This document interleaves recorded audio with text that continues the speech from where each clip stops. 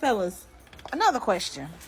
How many of you feel like or have ever been in a situation to where you were, because I've been in this situation where I was one of those women, like, you know what I'm saying? Like, I was there for a man. I did what I could. I was honest. I was straight up. I didn't cheat. I didn't do nothing, right? I did everything that I thought a partner was supposed to do, in a relationship.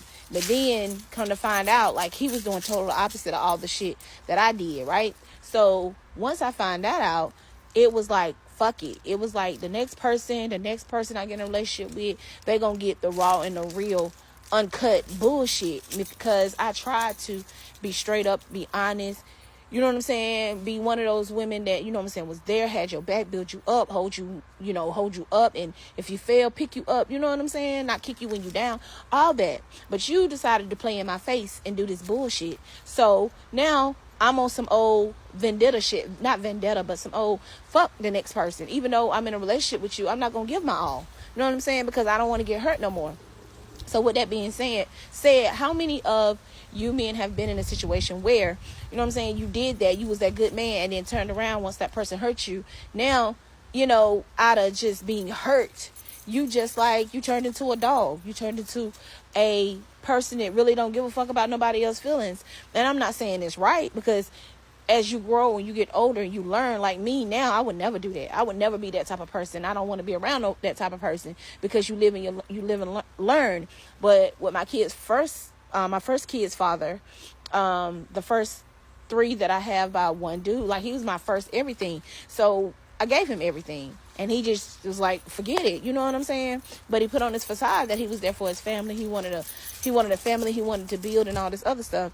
So yeah, how many of you have gotten in a relationship, been hurt, and then came out a savage, but over time you've realized that, listen, I'm not going to be a savage anymore. I'd rather just be by myself, or just be straight up with somebody and just listen, you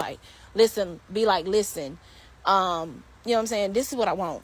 Either you can give it to me or you can't. And if they can't, you move on. But again, that's a learned thing. That's a learned process, because everybody don't move like that. But that's how I move, because I know how it was to be played with, and I also know how it is to play.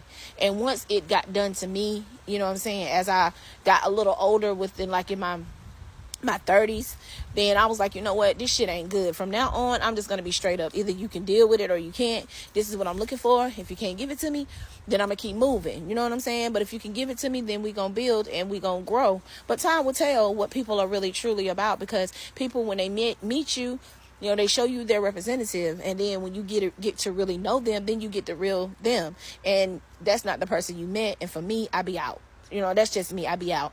I left all my relationships except one. And not proud of that, but if it's not working, then why draw it out? Because I could be holding up that spot, or that person could be holding up that spot for my forever love, or somebody that just needs, or not needs, but earns that spot, and the type of person that I'm truly looking for. So yeah, how many of you just came out a savage and was like, you know what, fuck it, it's on, I got hurt, so I'm gonna be hurting? Not saying that it's right, but how many of you have done that?